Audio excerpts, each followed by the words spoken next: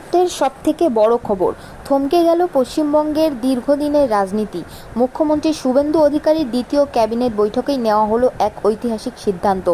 রাজ্য থেকে পুরোপুরি তুলে দেওয়া হচ্ছে ধর্মীয় পরিচয়ভিত্তিক ইমাম ও পুরোহিত ভাতা, আর সেই টাকা সরাসরি চলে যাচ্ছে রাজ্যের ছাত্রছাত্রীদের পকেটে। চালু হচ্ছে স্বামী বিবেকানন্দ মেরিট স্কলারশিপ যোজনা। নবান্নে ক্যাবিনেটে বৈঠকের পর সাংবাদিকদের মুখোমুখি শুভেন্দু অধিকারী।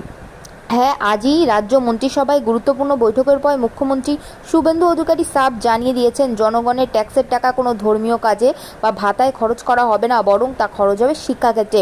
তার স্পষ্ট প্রশ্ন, সরকারের লক্ষ্য কি ইমাম বা পুরোহিতের ভাতা দেওয়া হওয়া উচিত, নাকি শিক্ষার উন্নয়ন করা উচিত? এই সিদ্ধান্তে কার্যকর করার মাধ্যমে 1 জুন থেকে রাজ্যের সমস্ত ধর্মীয় ভাতা পাকাপাকিভাবে বন্ধ হতে চলেছে। তবে এই বন্ধ হওয়া ভাতার টাকা সরকারের তহবিলে আটকে থাকবে না। মুখ্যমন্ত্রী ঘোষণা করেছেন, এই সমস্ত টাকা সরাসরি যোগ করা হবে স্বামী বিবেকানন্দ মেরিট স্কলারশিপের ফান্ডে। এই স্কলারশিপ প্রকল্পটির পরিধি আরও বাড়িয়ে দেওয়া হলো, যাতে অর্থনৈতিকভাবে পিছিয়ে পড়া মেধাবী ছাত্রছাত্রীরা উচ্চশিক্ষার জন্য সরাসরি আর্থিক সাহায্য পেতে পারে। শুভেন্দু অধিকারী এই সিদ্ধান্তের মাধ্যমে রাজ্য রাজনীতিতে এক কড়া বার্তা দিয়েছেন। তিনি সাফ বলেছেন, এখানে কোনো তোষণ রাজনীতি চলবে না। এতদিন ধরে যা চলতো সেই রাজনীতি আমরা আর করতে দেব না। আমরা চাই শিক্ষাক্ষেত্র বাড়ুক, কাজ বাড়ুক। এমন চিন্তাভাবনার জন্যই হয়তো তাদেরকে বাংলায় আনা হয়েছে।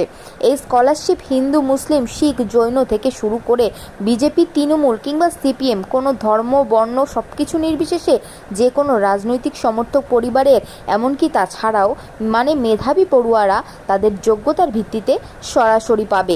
ধর্ম বা জাত দেখে নয়, মেধা আর আর্থিক অবস্থার উপর ভিত্তি করেই এই টাকা সরাসরি ছাত্রদের ব্যাংক অ্যাকাউন্টে পাঠানোর কথা বলা হয়েছে।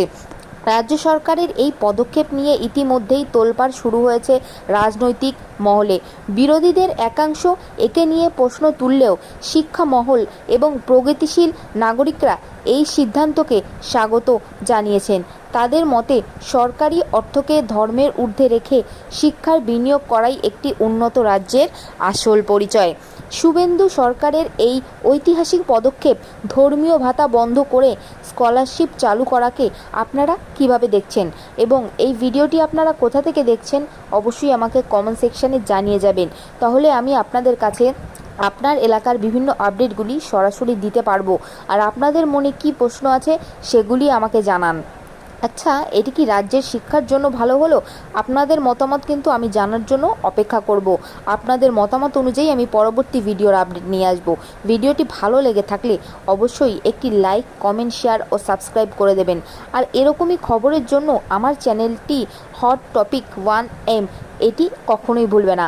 অবশ্যই সর্বদাই আমার পাশে থাকবেন। আমি আপনাদের মতো একজন সাধারণ নাগরিক, সর্বদাই আপনাদের পাশে থাকব। সকলে ভালো থাকবেন।